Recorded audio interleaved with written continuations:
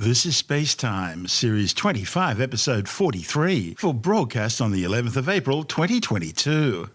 Coming up on SpaceTime, discovery of the most distant and earliest galaxy ever seen, the best image yet of a mysterious object called an odd radio circle, and scientists study two enormous blobs in the Earth's mantle.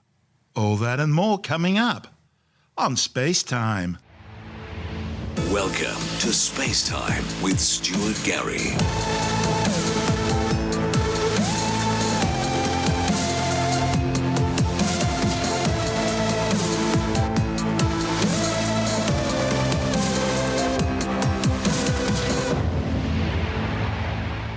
Well, hot on the heels of last week's announcement of the most distant star ever seen, astronomers have just discovered a galaxy 13.5 billion light years away. That makes this the most distant object ever seen.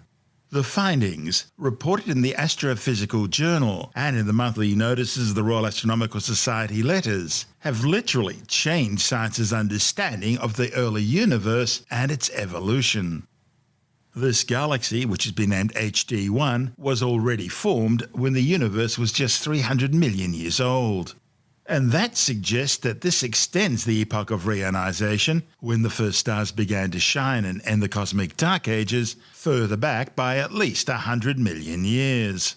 HD1 was discovered after more than 1,200 hours of observing time with the Subaru telescope, the Vista telescope, the UK Infrared telescope, and NASA's Spitzer Space telescope. The astronomer who discovered the galaxy, Yuichi Harakin from the University of Tokyo, says it was hard work finding HD1 out of a field of more than 700,000 objects. But its red colour matched the characteristics of a galaxy 13.5 billion light years away incredibly well, giving him goosebumps when he saw it. Harakin and colleagues conducted follow-up observations using ALMA, the Atacama Large Millimetre Submillimetre Array telescope in Chile, to confirm the distance, which is 100 million light-years further back in space-time than the previous record holder, GNZ11. Astronomers are now speculating on what this galaxy actually is. HD1 may be forming stars at an outstanding rate, and is possibly even home to population 3 stars, the very first stars to form in the universe, which until now have never been observed. Alternatively, HD1 may contain a supermassive black hole 100 million times the mass of our Sun.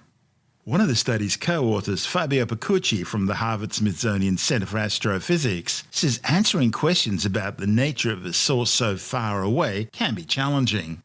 He says it's a bit like trying to guess the nationality of a ship from the flag it flies while being far away on shore, with the vessel out in the middle of the ocean in a gale and in a dense fog.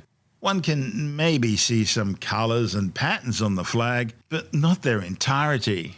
It's ultimately a long game of analysis and exclusion of implausible scenarios.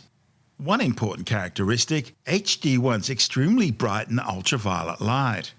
To explain this, some energetic processes are occurring there, or better yet, did occur there some 13.5 billion years ago. Now, at first, the research team assumed HD1 was a standard starburst galaxy, that is, a galaxy creating lots of stars at a really high rate. But after calculating how many stars HD1 must be producing, they obtained an incredible, almost unbelievable rate.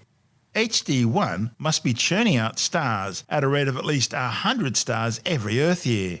Now, by comparison, our own galaxy, the Milky Way, makes about one new solar mass star every year. HD1's starburst rate is at least 10 times higher than what astronomers would expect from these galaxies. And that's when the team began to suspect that HD1 may not be forming normal everyday stars. The very first stars to form in the universe, the so-called population 3 stars, were far more massive, more luminous and hotter than modern-day stars. That's because they were made out of, pretty well pure hydrogen and helium, because that's all there was back then. It was only when those stars died that the heavier elements they made were able to seed the galaxies and produce subsequent generations of stars with high metallistic compositions such as our Sun. Picucci says if one assumes the stars produced in HD1 are these population 3 stars, then the properties they're seeing could easily be explained. That's because population 3 stars produce a lot more ultraviolet light than normal stars. It's how the universe became reionized. And it could certainly explain the extreme ultraviolet luminosity of HD1. However, a supermassive black hole hypothesis could also explain this extreme luminosity. As the black hole gobbles down enormous amounts of gas, high-energy photons would be emitted from the region around the black hole's event horizon. Now, if that's the case, this would be by far the earliest supermassive black hole known, one observed much closer in time to the Big Bang 13.8 billion years ago compared to the current record holder. One of the other co-authors, R.V. Loeb, also from the Harvard-Smithsonian Center for Astrophysics, says HD1 could represent a giant baby in the delivery room of the early universe. He says it's a remarkable feat, breaking the highest quasar redshift on record by a factor of almost 2. Loeb says forming just a few 100 million years after the Big Bang means the supermassive black hole in HD1 must have grown from a massive seed at an unprecedented rate. The team are now waiting for the James Webb Space Telescope to come online so they can use its greater observing powers to study HD1 in greater detail in order to verify both its distance and dig deeper into its identity and composition to confirm if one of their theories is correct. This is SpaceTime. Still to come, the best image yet of a mysterious object called an odd radio circle, and scientists studied two enormous blobs in Earth's mantle. All that and more still to come on SpaceTime.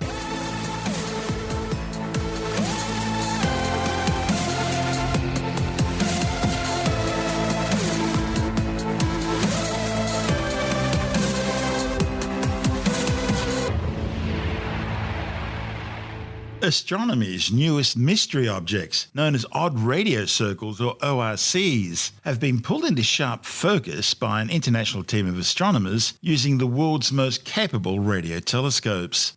When first discovered 2 years ago by ASCAP, the Australian Square Kilometre Array Pathfinder radio telescope, these strange odd radio circles quickly became objects of fascination. Theories on what's causing them have ranged from galactic shock waves through to the throats of hypothetical wormholes. Now a new highly detailed image, captured by the South African Radio Astronomy Observatory's Meerkat radio telescope and reported in the monthly notices of the Royal Astronomical Society, is providing scientists with more information to try and help narrow down potential explanations. These things look like green circles against the blackness of space. And there are now 3 leading hypotheses to try and explain what's causing them. They could be the remnant of a huge explosion at the center of their host galaxy, something like what would be produced from the merger of 2 supermassive black holes. Or they could be powerful jets of energetic particles spewing out from a galaxy's center. Or they might be the result of starburst termination shock from the production of stars in the galaxy. What makes them even more mysterious is that so far they've only ever been detected using radio telescopes. There are no signs of them when astronomers looked at the same part of the sky in optical, infrared or X-ray telescopes. Dr. Jordan Collier from the Inter-University Institute for Data-Intensive Astronomy, who compiled the image from the Meerkat data, says continuing to observe these odd radio circles will help provide researchers with more clues. Collier says people often want to explain their observations in order to show that it aligns with science's best knowledge. But he says he likes the idea of something new being out there, something scientists can't define, and something which defies current understanding. Now, these rings, or circles, are enormous, about 1 million light years across. That's some 16 times the size of our own Milky Way galaxy. Yet despite their enormous size, odd radio circles are really hard to see. One of the study's authors, Professor Ray Norris from Western Sydney University in the CSIRO, says only 5 of these odd radio circles have ever been detected. What astronomers do know is that these spheres of faint radio emissions surround galaxies with highly active supermassive black holes at their centers. But science doesn't yet know what causes them or why they're so rare. Each is at least an arc-minute in diameter, and they're each located some distance from the galactic plane at high galactic latitudes. The possibility of a spherical shock wave associated with, say, fast radio bursts, gamma ray bursts, or neutron star mergers have all been considered. But if related, it would have occurred in the distant past due to the large angular size of the objects. Astronomers with both ASCAP and MeerKAT are now working together to try and find out more about these objects, to better understand their properties, and so try to work out what they actually are. Of course, ASCAP and MeerKAT are both simply precursors to the International Square Kilometre Array project, which is in the process of building the world's biggest radio telescope, so large it'll be stretched across 2 continents, Australia and Southern Africa. Circular features are well known in radio astronomical images, and usually represent a spherical object such as a supernova remnant, a planetary nebula, a circumstellar shell, or a face-on disk, such as a protoplanetary disk or a star-forming galaxy. They could also arise from imaging artifacts around a bright source, caused by calibration errors or inadequate deconvolution. But this class of circular feature in radio images doesn't seem to correspond to any of these known types of objects or artifacts, but rather appears to be a new class of astronomical object. Nora says for now they remain a mystery. We first found them when we were just getting Cyro's new ASCAP telescope going. We're just sort of ramping it up and checking the system out. And we're just looking at the images of this radio telescope, and we saw these circles on the images. When you see circles, first thing you think of, there's something wrong with the telescope. Well, after lots of work, we decided it wasn't that. And things nobody had ever seen anything like this before. So it's taken a couple of years to gradually try to figure out what they are. We really had no idea at the beginning. And we found that these circles, we now know, these circles around galaxies about 1 billion light years away. And this means these circles are enormous, as you say. They're like 1 million light years across. And we also think now they're not actually circles. They look like circles to us, but they're actually spheres, like soap bubbles. But when you look at a soap bubble, you often only see the ring around the edge, and that's what we're seeing here. So we've got these big soap bubbles around galaxies halfway across the universe. And that's really what we're trying to figure out, what's going on now. I guess the fact that you're only seeing them in radio is interesting too. They're not showing up in X-rays or visible or infrared or even ultraviolet. No, that's right. So we've looked at all these other wavelengths and there's just nothing there. We only see them in radio. What we do see is the optical and infrared is the galaxy at the centre. And most of them seem to have a galaxy bang in the middle. And we now know it's not a coincidence. The numbers don't work out. And it looks like this galaxy is what's produced it. So what we think is that there's been an enormous explosion in this galaxy about 1 billion years ago, which has produced this giant bubble. And what we don't know is what caused that explosion. There's a couple of ideas that we're looking at. One is that there's been a merger of 2 supermassive black holes. We know that many galaxies have a supermassive black hole at the centre, and we think that they probably collide into each other from time to time. And that's maybe what we're seeing here, is 2 supermassive black holes collided into each other and gave off this enormous burst of energy. The other possibility, we sometimes see galaxies doing a starburst. What a starburst is when a whole pile of the gas in a galaxy suddenly gets turned into stars. So you imagine in our Milky Way, you're looking up in the sky at night, there's lots of hydrogen gas up there. And supposing all that gas was suddenly turned into stars, the whole sky would be really bright. And that's what a starburst is. A whole load of stars being born at once. Except if you're standing on the Earth, you wouldn't see it because you'd be killed by all the cosmic rays coming down from all these explosions going off there. But anyway, both these processes are really quite rare. And that's the other thing about these odd radio circles. We've only found 5 so far, despite a lot of looking. They really are very rare. And as you say, they're very faint. We can only just see them with the most powerful radio telescopes. If starburst is a possible explanation for them, that would mean a shock front from something that firstly hit that molecular cloud to begin with. That would still tie in with a possible collision between supermassive black holes. Oh, you're right, yeah. I mean, we don't actually know what causes starburst, but we think they are often triggered when 2 galaxies collide, which may indeed, as you say, cause the collisions of 2 supermassive black holes. So, yeah, it could be either or both of those things. When you get a starburst, you get a whole lot of gas, really hot gas, pushing out of the galaxy, and that collides with all the gas that's out there in space in between the galaxies, and that causes the shock wave. With the development of the Square Kilometre Array project now proceeding, construction about to get underway, if it hasn't already started, the added advantage that's going to have, that must be something that astronomers are looking forward to. Yeah, absolutely. So it's really interesting, actually, because we discovered these things using the Australian ASCAP telescope. And the ASCAP is a precursor to the Square Kilometre Array. And ASCAP is, in fact, the best telescope in the world for finding these things. It can survey large areas of sky very deeply, very quickly. But once you've found one, the best telescope in the world for studying them is the Meerkats telescope in South Africa. And that's also an SK precursor. And so both these telescopes, they are both built to develop the technology for the Square Kilometre Array. But both of them are fantastic telescopes in their own right. So really, between them, they're just beautiful for this work. You've got one telescope for finding them and one telescope for studying them. But SKA is going to be built using the technologies that we've developed with these two telescopes.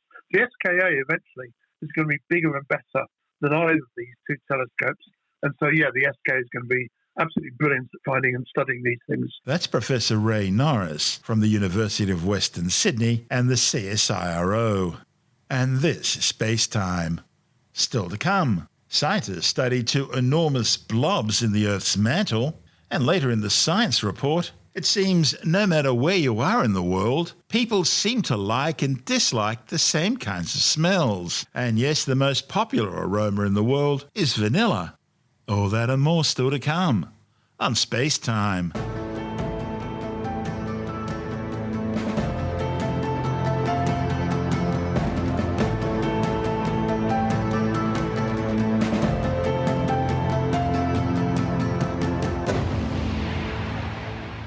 Scientists studying two recently discovered enormous blobs deep in the Earth's mantle have discovered that one of the blobs is almost 1,000 kilometres taller than the other, and it may be affecting plate tectonics on the planet's surface. The findings, reported in the journal Nature Geoscience, could provide new clues on how the Earth's surface got to look the way it does today. The Earth is layered sort of like an onion, with a very thin outer crust, a thick viscous mantle, a fluid outer core and a solid inner core. Within the mantle, there are two massive blob-like structures, roughly on opposite sides of the planet. The blobs, more formally referred to as large, low shear velocity provinces, are each the size of a continent and about 100 times taller than Mount Everest. One is under the African continent, while the other is under the Pacific Ocean. Using instruments that measure seismic waves, astronomers know that these two blobs have complicated shapes and structures. But despite their prominent features, little is known about why the blobs exist or what led to their odd shapes. Scientists set out to learn more about these blobs using geodynamic modelling and analysis of published seismic studies. Through their research, they were able to determine the maximum heights that the blobs reach, and how the volume and density of each of the blobs, as well as the surrounding viscosity of the mantle, might control their height. The results of their seismic studies has led to a surprising discovery, that the blob under the African continent is about 1,000 kilometres taller than the blob under the Pacific Ocean. The study's authors say the best explanation for the vast height differences between the two is that the blob under the African continent is less dense and therefore less stable than the one under the Pacific Ocean. To conduct their research, the scientists designed and then ran hundreds of mantle convection model simulations. They exhaustively tested the effects of key factors and variables that could affect the height of the blobs. These included the volume of each of the blobs and the contrasts of density and viscosity of the blobs compared to their surroundings. The authors found that in order to explain the large differences in height between the two blobs, the one under the African continent needs to be far lower in density than the one under the Pacific Ocean, and that indicates the two may have different compositions and evolutions. The study's lead author Qian Yuan from Arizona State University says calculations found that the initial volume of the blobs doesn't seem to affect their height. The height of the blobs is mostly controlled by how dense they are and the viscosity of the surrounding mantle. The study's co-author Mingming Lai, also from Arizona State, says the African blob may have been rising in recent geological time, and this may help explain the elevating surface topography and intense volcanism which is seen across eastern Africa. The Great African Rift is slowly tearing Eastern Africa away from the rest of the continent. These findings may fundamentally change the way scientists think about deep mantle processes and how that affects the surface of the Earth. The unstable nature of the blob under the African continent, for example, may be related to continental changes in topography, gravity, surface volcanism, and plate motion. Ewan says the combination of the analysis of seismic results and the geodynamic modelling provides new insights on the nature of the Earth's largest structures in the deep interior and their interaction with the surrounding mantle. And so this work has far-reaching implications for scientists trying to understand the present-day status and the evolution of the deep mantle structure and the nature of mantle convection. This is SpaceTime.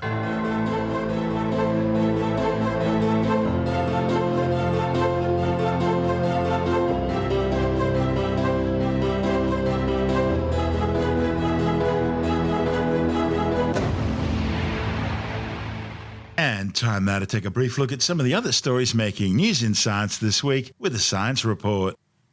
A new study has found that ocean acidification, which is caused by excess carbon dioxide dissolving in seawater and making it acidic, is having an impact on fish genetics and behaviour. A report in the journal The Proceedings of the Royal Society B has found that some spiny damselfish are more tolerant of high carbon dioxide levels in water than others. And so they deliberately bred the carbon dioxide tolerant fathers with sensitive mothers and vice versa to see how these features would be passed on to their fishy kitties. The authors found that carbon dioxide tolerant parent behaviour affected different patterns of gene expression in their babies' brains, with mothers affecting circadian rhythms more, while fathers affected genes related to proteins that help give structure to DNA. A new study has found that treating wounds with an extract taken from wild blueberries may improve the healing process. The findings, presented to the American Physiological Society's annual meeting in Philadelphia, showed that a phenolic extract from wild blueberries improved vascularization and cell migration, critical steps in the healing process, in human umbilical cord cells. Chronic wounds, such as diabetes-related sores and pressure ulcers, may be categorized as non-healing due to the reduced vascularization that often accompanies these conditions. Researchers examined the effects of phenolic extract on live wounds. Phenols are compounds naturally found in some foods that act as antioxidants to prevent or even reverse some forms of cell damage. The authors found that the wounds treated with a phenolic extract showed improved migration of endothelial cells to the wound site and a 12% increase in wound closure compared to a control group. Well, it seems it doesn't matter where you come from. A new study has found that people all over the world tend to like and dislike the same kinds of smells, and vanilla is consistently rated as the most pleasant aroma. The findings, reported in the journal Current Biology, also determined that the least pleasant smell was isovaleric acid that's found in cheese, soy milk, apple juice, and foot sweat. The researchers tested smell preferences in 235 people, including Westerners and representatives from hunter-gatherer lifestyles, farming and fishing communities. They found that the smells people like or dislike are partially determined by personal preference, but also by the structure of a particular odour molecule. And some smells are perceived as more pleasant than others regardless of culture. That's because liking or disliking odours increase the chances of survival during human evolution. When you think about haunted houses and spooky castles, the Queensland country town of Toowoomba doesn't usually spring to mind. Yet this regional centre west of Brisbane is apparently the stuff nightmares are made of. There are at least 50 ghosts known to inhabit the area, such as the Lady in Grey, who's said to frequent the local St Vincent's Hospital. She's said to have been a member of the Sisters of Charity who established the hospital in 1922. She was first seen in the medical ward in the late 1970s and assists patients when staff aren't around. Then there's the young girl who haunts the local Toowoomba Theatre after hanging herself after being imprisoned in a local reformatory. Actors going down to the dressing rooms are warned to watch the third step, with claims that she grabs people by the ankles with her thin invisible hands. Then there's the ghost of 23-year-old Maggie Hume, who, unmarried and pregnant, poisoned herself in 1891. And there's Mrs. Perkins, the wife of the local brewery manager, and she nowadays haunts the Toowoomba railway station. She was apparently killed by a train when her shoe became trapped in the tracks at a local level crossing. Tim Mendham from Australian Skeptics says, while many believe in paranormal visitations, others, the skeptics among us, say it's often just possums in the roof. It is actually the second largest inland city in Australia, the largest being Canberra. It is about 125 kilometres west of Brisbane, so it's not quite in the outback yet, but it is far. It's a historic town. You find a lot of buildings there from the mid-1800s, and it's also supposedly Australia's paranormal capital, by which they mean ghosts, right, by and large. There's supposed to be at least 40 different ghosts hanging around Toowoomba. It's not the biggest place in the world, obviously, but there's about 40 different ghosts hanging around that are noted characters in various places. A key place is apparently the Royal Bull's Head Inn, which is not very big, but it's old. It's sort of single floor. It was previously a shack, I think, actually, and adapted and built up, etc., to become an inn. It's not an inn anymore. It's now a National Trust or a Queensland Trust building you can walk through and see how people used to live. But the interesting thing is that there's various reports also about Toowoomba and how exciting it is for this. And this is another place where you get ghosts who die in one place but end up in someone else. They're haunting a different building to where they actually died, and they never quite figure out how that works. A lot of people claim it's haunted. They go in there and they get very scared. There's different buildings. Obviously, there are people doing ghost tours and that sort of stuff. One of the saddest things, actually, there's a website about top things to do in Toowoomba, put out by the Queensland Tourism Authority. 15 totally unique things to do in Toowoomba, and none of them ghosts. And I think, well, this is Australia's paranormal capital. I think they should at least mention it in the top things to do in Toowoomba. Well, that's immediately what I thought when I saw this story. I figured, well, obviously the city fathers have worked out where their tourist dollars are coming from, but that's surprising. Yeah, no, there's obviously the tourist fathers and the tourist brothers or something, or sisters or whatever, who are, the ones who are doing the tours and writing the books and that sort of stuff are doing okay. There's enough skeptics, though, in Toowoomba to say, no, not really. It's not that scary a place. A nice place to visit, nice views, because part of it's up high, gardens and old buildings and that sort of stuff. So obviously well worth a visit one day, Stuart. You should go there and you can wander through the art galleries and the bowers of various trees and that sort of stuff. But ghosts, I wouldn't go there necessarily all the way to Toowoomba to try and sort of meet some ghosts, because you may or may not have any luck. That's Tim Mendham from Australian Skeptics.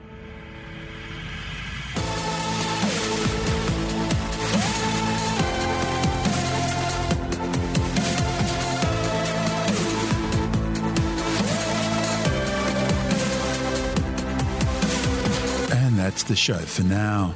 SpaceTime is available every Monday, Wednesday and Friday through Apple Podcasts, iTunes, Stitcher, Google Podcast, Pocket Casts, Spotify, Acast, Amazon Music, Bytes.com, SoundCloud, YouTube, your favourite podcast download provider, and from spacetimewithstuartgary.com. SpaceTime's also broadcast through the National Science Foundation on Science Zone Radio and on both iHeartRadio and TuneIn Radio. And you can help to support our show by visiting the SpaceTime store for a range of promotional merchandising goodies, or by becoming a SpaceTime patron, which gives you access to triple-episode commercial-free versions of the show, as well as lots of bonus audio content which doesn't go to air, access to our exclusive Facebook group, and other rewards. Just go to spacetimewithstuartgary.com for full details. And if you want more SpaceTime, please check out our blog, where you'll find all the stuff we couldn't fit in the show, as well as heaps of images, news stories, loads of videos, and things on the web I find interesting or amusing. Just go to spacetimewithstuartgary.tumblr.com. That's all one word, and that's Tumblr without the E. You can also follow us through @StuartGary on Twitter, @SpaceTimeWithStuartGary on Instagram, through our SpaceTime YouTube channel, and on Facebook, just go to facebook.com/SpaceTime with Stuart Gary. And SpaceTime is brought to you in collaboration with Australian Sky and Telescope magazine, your window on the universe. You've been listening to SpaceTime with Stuart Gary. This has been another quality podcast production from Bytes.com.